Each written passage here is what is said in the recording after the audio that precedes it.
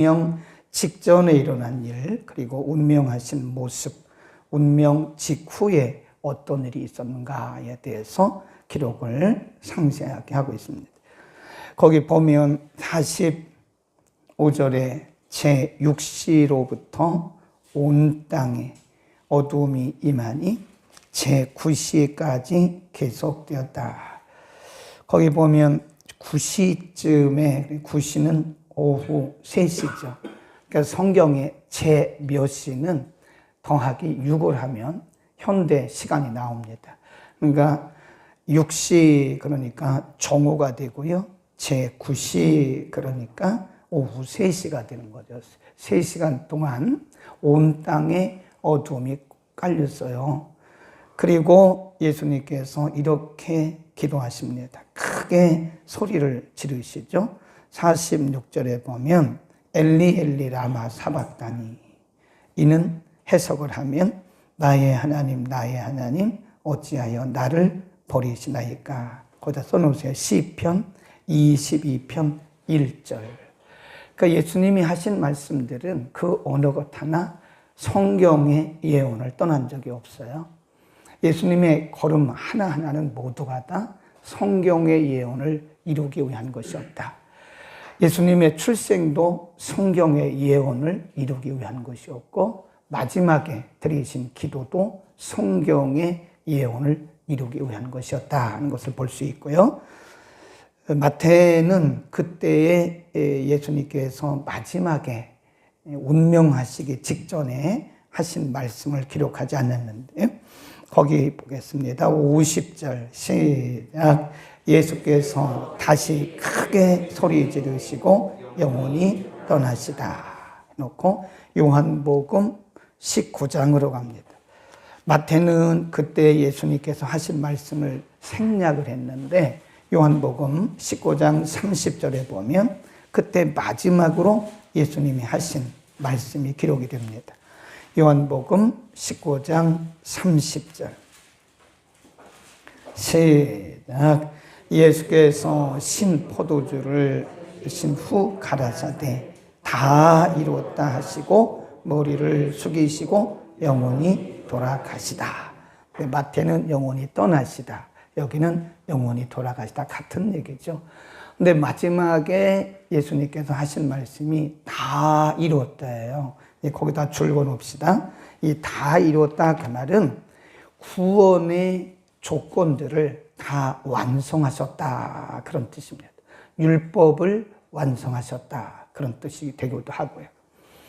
성경에 예수님께서 하실 일들을 예언을 하셨는데 성경에 예언된 모든 예언들을 다 이루셨다. 다 종합해서 보면 구원의 역사를 이루셨다, 구원의 문을 여셨다, 그런 뜻입니다.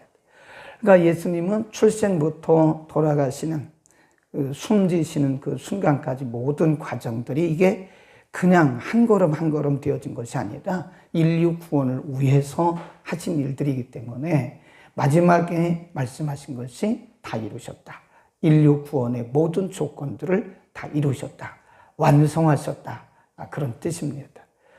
그러니까 예수님이 죽으심으로써 끝난 게 아니고 구원이 완성된 거다. 우리 편에서 보면 구원의 시작이다, 그렇게 보는 거죠. 그 옆에다가 다 이루었다, 그 옆에다가 구원의 시작 써놓으시면 돼요. 그러니까 일반적으로 볼 때 예수님의 죽음은 실패입니다. 인간적으로 보면 그 당시 교권주의자들이, 유대교 지도자들이 볼 때 예수님의 죽음은 실패예요. 실패한 종교 지도자예요. 그러나 예수님은 죽으심으로써 구원을 완성하셨기 때문에 우리 구원의 시작인 겁니다. 안 믿는 사람들에게 있어서 예수님의 죽음은 슬픔이에요. 그러나 믿는 우리들에게 있어서 예수님의 죽음은 우리 구원의 시작이기 때문에 그것은 더 이상 슬픔이 아니라는 겁니다. 그래서 우리가 사순절을 지키실 때에 사순절을 지키면서 고난주간을 지내면서 우리가 자숙하고 경건하게 보내는 것은 맞는데 슬픔으로 보내는 것은 성경적이지 않아요. 많은 크리스찬들이 사순절을 지내면서 슬퍼해요. 예수님의 죽음은 슬픈 죽음이 아니라니까요. 인류 구원을, 나의 구원을 이루기 위해서 완성된 죽음이기 때문에 그것은 결코 슬픈 죽음이 아니에요. 물론 인간적으로 보면 예수님께서 십자가에서 운명하셨기 때문에 슬프지만 그것은 인간적 차원에서 보는 것이고, 결코 우린 예수님의 죽음을 슬픔으로 바라보는 것이 아니라 우리의 구원의 완성이고 우리 구원의 시작이기 때문에 기쁨으로, 우리는 믿음으로 바라봐야 된다. 아시겠죠? 그러니까 우리가 사순절을 지나면서 막 슬픔에 빠지면 안 되는 겁니다. 고난에 동참한다, 그런 의미를 갖는 것은 좋은데, 우리가 이 고난이라고 해서 슬퍼하고 십자가를 생각하고 슬퍼하고 그런 건 아닌 거예요. 기뻐서 감사해서 눈물을 흘리는 건 좋으나, 예수님이 운명하셨다고 해서 인간적인 그 슬픔, 그런 거를 느끼면 안 된다, 그런 겁니다. 그 다음에 운명 직후에 어떤 일이 있었나, 마태복음 27장으로 다시 갑니다. 여러 가지 일들이 있었어요. 이런 부분에 우리가 주목을 해야 됩니다.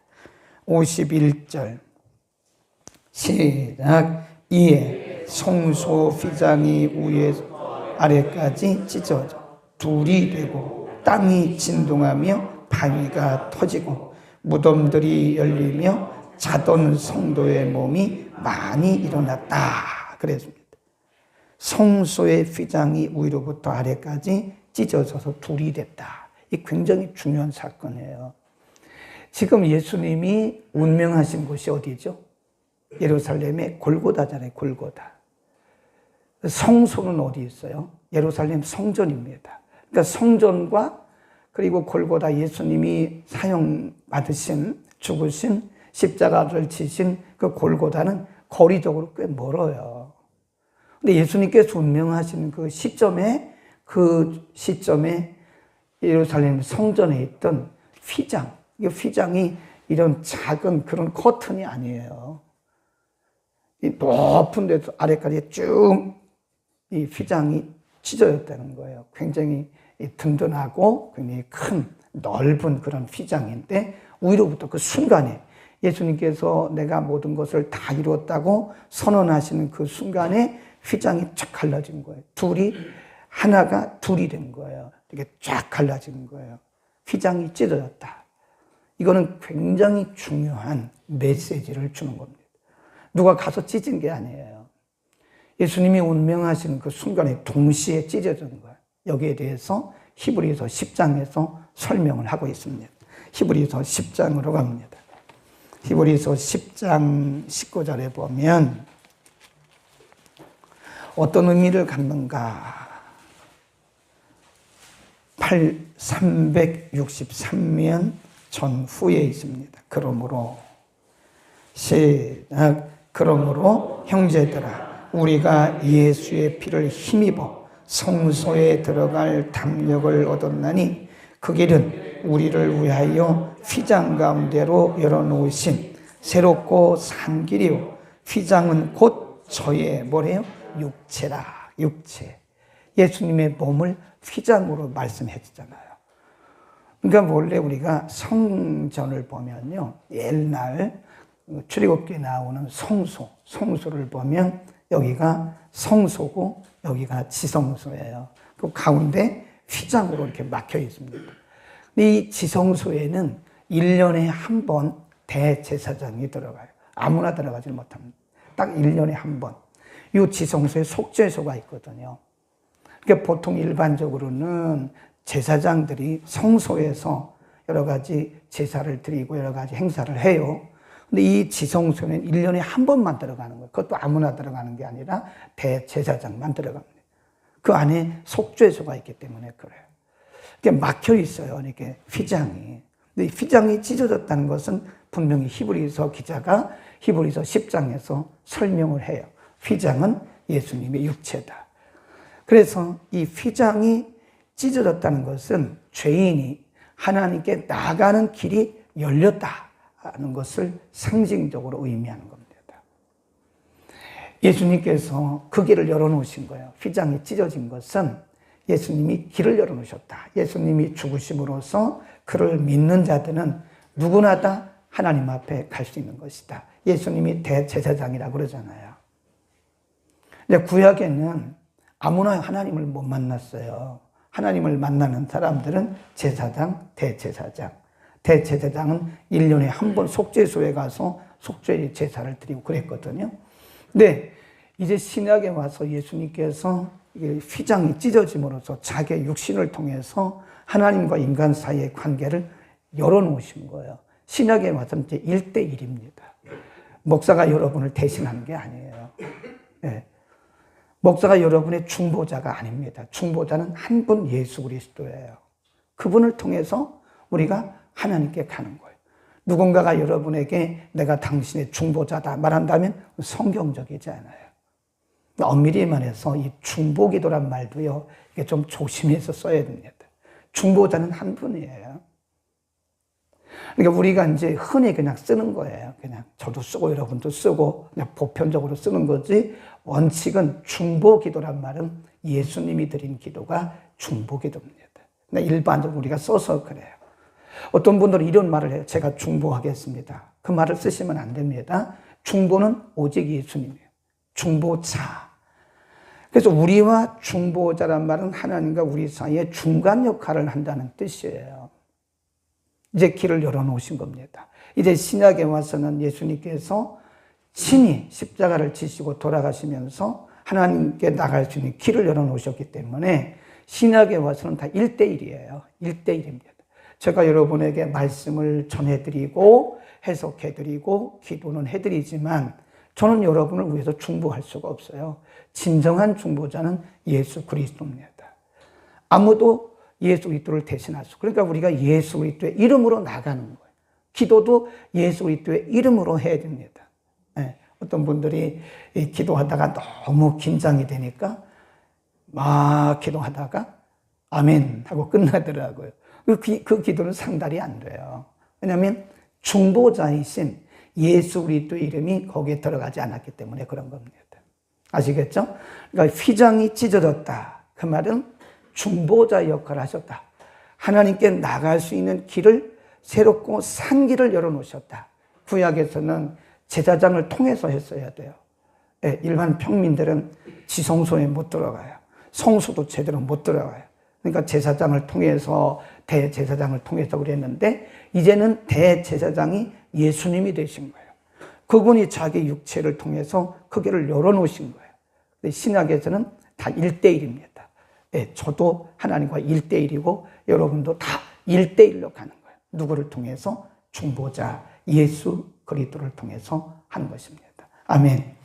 그 다음에 두 번째 어떤 현상이 나타났는가? 다시 마태복음 27장으로 갑니다.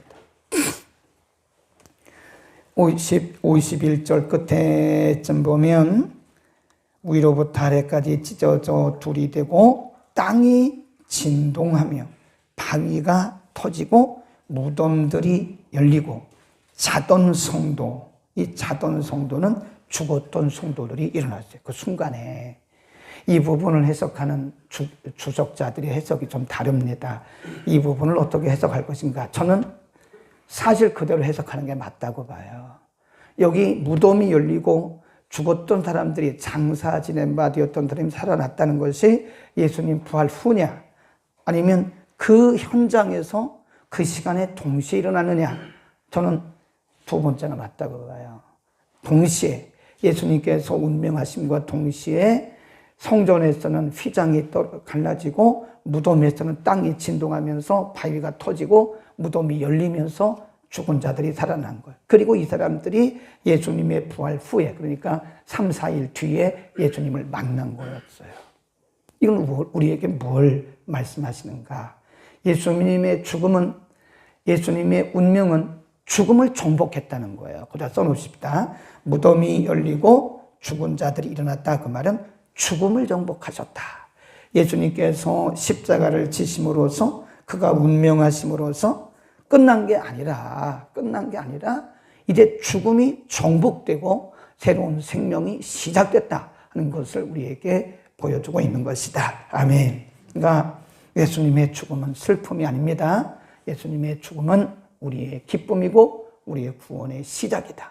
그래서 기뻐하면서 십자가를 바라봐야지 슬퍼하면서 십자가를 바라보는 것은 이런 모습에서 약간 빗나갈 수 있다. 그렇게 보시고요. 그 다음에 세 번째, 굉장히 중요한 부분이에요. 성경에는 중요한 부분마다 인물들이 나타나요. 예를 들면 예수님이 마지막 유월절을 드시잖아요. 그때 마리아라고 하는 여인이 나타나가지고 예수님의 죽음을 준비하기 위해서 옥합을 깨서 드렸어요. 예수님이 십자가를 지시고 골고다로 언덕으로 올라가는 과정에서 예수님이 지치고 힘드니까 갑자기 구레네 시몬이 나타나요. 또 내일 본문에는 예수님의 시체를 누군가가 장사지에 지내야 되는데 예수님의 시체를 장사하기 위해서 아리마대 사람 요셉이 나타나요. 근데 오늘 본문에도 예수님이 죽으시는, 예수님이 운명하신 그 시점에 예수님의 죽음을 목격한 사람들이 있어요. 제자들은 이미 다 도망갔어요. 3년 동안 예수님을 따라다니면서 훈련받았던 그 제자들은요, 이미 예수님 떠났어요. 예수님이 운명하신 모습을 못 봤어요. 교권주의자들, 유대교 지도자들, 그렇게 경건하고 거룩함을 자랑했던 유대교 지도자들, 교권주의자들도 거기 없었다고요. 예수님의 운명하신 죽음을 직접 목격한 사람이 두 부류입니다. 거기 보세요. 첫 번째 부류, 54절. 거기 줄 봅시다. 시작. 백부장과 및 함께 예수를 지키던 자들. 다 줄 거놓으세요. 첫 번째 예수님의 운명을 지켜봤던 사람들이 누구냐? 백부장과 및 함께 예수를 지키는 자들. 이 사람들이 뭐라고 고백하냐면 진짜 하나님의 아들이었네? 라고 고백하는 거예요. 네. 지키던 자들, 경비병들, 그리고 백부장, 이방인들이거든요. 이 사람들이 예수님의 운명을 딱 보면서 진짜 하나님의 아들이었네라고 그때 확인해 주는 거예요. 거기 보세요. 심히 두려워하여 가로되 이는 진실로 하나님의 아들이었도다. 55. 또 누가 봤나? 시작. 예수를 섬기며 갈릴리부터 쫓아온 많은 여자가 거기 있어 멀리서 바라보고 그랬는데 이름이 누구예요? 마리아, 막달라 마리아, 또 다른 마리아, 세베대의 아들의 어머니, 이런 분들, 여자들. 어디 고향이 어디래요? 갈릴리. 사실은 참 안타까운 게요. 어제 우리가 구레네 시몬 말씀드렸는데 예수님이 골고다 언저까지 사형수가 돼가지고 그 무거운 십자가를 대신 지고 가시다가 그 십자가 지지고 가시다가 넘어지잖아요. 그리고 그 십자가를 대신 져야 할 사람이 누구였어요? 제자들이었잖아요. 근데 제자들 다 어디 갔어요? 예수님 부인하고 다 도망갔어요. 우리의 모습을 한번 깊이 생각해야 돼요. 우리가 찬송도 하고 말도 잘합니다. 내가 끝까지 예수님을 따르겠습니다. 내가 순교하겠습니다. 그건 말이에요, 말. 네, 제자들 다 어디 갔냐고요. 지금 참 안타깝더라고요. 이런 본문을 보면 사실은 예수님이 그 당시에 그렇게 쓰러지고 또 쓰러지고 땀과 피를 흘려가시면서 자신의 지실 그 십자가를 끌고 지고 가실 때 그 옆에서 예수님을 대신해서 예수님 제가 지겠습니다 하고 진짜 예수님의 십자가를 대신 져야 할 사람들은 3년 동안 훈련받은 예수님의 제자들이에요. 다 도망갔어요. 예수님 부인하고 다 도망갔다니까요. 물론 나중에 이 사람들이 성령 받고 다시 돌아와서 예수님의 복음을 전하는 순교자가 되긴 했습니다만은 우리는 도망친 제자들을 보면서 중요한 시점에 예수님을 대신해서 십자가를 졌어야 할 그 제자들이 도망가 버린 그 모습을 보면서 우리는 우리 자신을 좀 생각해 봐야 됩니다. 우리 자신도 어쩌면 중요한 시점에 무참하게 무너질 수 있어요. 그러니까 아무도 내 신앙을 장담하면 안 돼요. 내 신앙을 자랑하면 안 돼요. 저도 마찬가지. 제가 목사지만 이렇게 말씀을 전하고 있지만 저도 그런 상황 속에서 어쩌면 제자들처럼 예수님 버리고 도망갈 수도 있다니까요. 그러니까 항상 우리는 우리 자신의 믿음을 또 점검하고 또 점검하고 또 점검하고 또 점검해야 돼요. 내가 40년 예수 믿었으니까 안 그럴 거라고 그런 말도 하지 마세요. 베드로는 어떤 사람인데요? 호언장담했던 사람은 아니에요.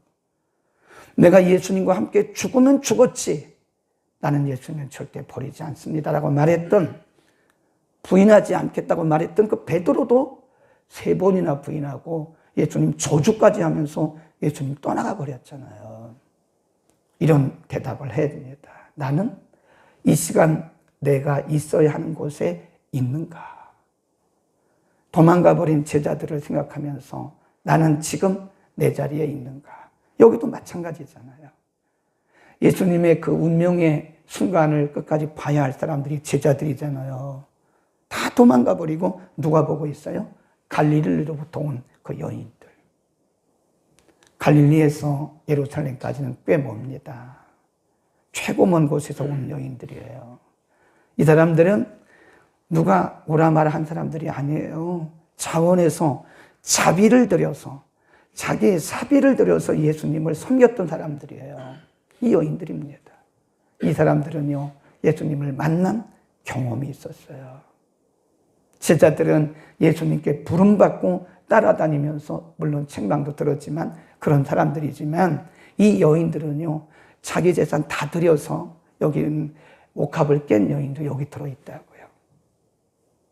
이런 여인들이 예수님의 마지막 현장을 봤다는 거예요. 또 한 부류는 누구예요? 이방인들, 백부장들. 그러니까 나중에 이분들이 다 누가 됐냐면 예수님의 증인이 됐어요. 그렇게 떵떵거리던 스스로 자타가 공인하는 경건주의자들 다 어디 갔냐고요. 경건을 자랑했던 그 유대교 지도자들 다 어디 갔냐고요. 교권주의에 빠지고 말았어요. 우리는 오늘 이 부분을 보면서요, 우리가 끝까지 우리의 믿음을 두들겨보고 또 두들겨보고 또 두들겨봐야 돼요. 저를 포함해서 이 땅에 누구도 자기 믿음을 자랑할 수가 없습니다. 결단은 하죠. 우리가 늘 결단합니다. 내가 끝까지 주님 따라가겠습니다. 결단해야 됩니다. 그러나 그 결단도 어쩌면 제자들을 볼 때 마지막에 가서 어떻게 변수가 생길지도 몰라요. 하나님 그런 날이 오지 않도록. 하나님, 그러나 우리가 방심하게 나는 괜찮겠지라고 그런 방심을 해서는 안 된다는 거예요. 아멘. 오늘 마지막 장면을 보면서 제일 중요한 부분 다 이루었다. 예수님의 죽음은 끝이 아니고 우리 구원의 시작이다. 그래서 우리 믿는 자들도 죽으면 끝이 아니고 시작이다. 예수 믿으면 다시 살아난다 라고 하는 분명한 믿음을 갖기를 축원합니다. 기도하겠습니다. 거룩하신 우리 아버지, 오늘 특별 새벽 기도회 마지막 날 이렇게 함께 모여서 예수님의 운명하시는 장면을, 그리고 운명 직후에 일어났던 여러 가지 일들을 통해서 오늘 우리 자신들의 믿음을 다시 한번 돌아보게 됩니다. 예수님을 알지 못했던, 믿지 않았던 사람들은, 교권주의자들, 종교 지도자들은 예수님의 죽음을 끝이라고, 실패한 종교 지도자라고 낙인 찍었지만, 사실은 예수님께서 운명하심으로써 이제 새로운 길이 열렸다고 성경을 통해서 말씀해 주셨고, 그 말씀을 우리가 믿습니다. 거룩하신 아버지, 죽음으로 끝나는 것이 아니라 죽음은, 예수 그리스도의 죽음은 곧 구원의 시작이고 완성임을 우리에게 가르쳐 주셨사오니, 하나님 우리에게 평생의 부활신앙을 가지고 우리의 생애를 살아가게 하옵소서. 안타까운 모습이긴 하지만 예수님의 십자가를 대신 져야 할 사람들도 제자들이었고, 예수님의 죽음을 마지막 지켜봐야 할 사람들도 제자들이었지만, 그렇게 호언장담했던 제자들 다 떠나고 백부장과 그를 지키는 경비병들, 그리고 갈릴리로부터 자기의 모든 것을 들여 섬기던 여인들만 예수님의 마지막 죽음을 확인했던 것을, 목격했던 것을 오늘 우리가 잠시 상고했습니다. 하나님, 우리 가운데 그 누구도 우리의 믿음을 장담할 수가 없습니다. 매일매일 우리의 믿음을 점검하고 또 결단하고, 점검하고 결단하고 점검하고 결단하고 하면서 우리 주님 오시는 그날까지, 우리의 생명이 다하는 그날까지 우리의 이 믿음, 견고한 믿음을 지킬 수 있도록 하나님 은혜를 통하여 주옵소서. 오늘 어려운 시간, 어려운 길이지만 우리 중고등부 학생들이 함께 했습니다. 하나님, 저들의 평생에 이 믿음 기억하게 하시고 저들의 평생에 이 말씀 기억하게 하옵소서. 저들에게 지혜와 명철을 주소서. 우리나라의 그리고 세계의 다음 세대를 이끌어가는 아름다운 믿음의 지도자들이 다 되게 하여 주옵소서. 학생부, 중고등부, 그리고 청년대학부 교육자들과 교사들과 모든 청년대학부와 우리 학생들 모두를 하나님 축복하여 주옵소서. 예수 그리스도의 이름으로 기도드립니다. 아멘.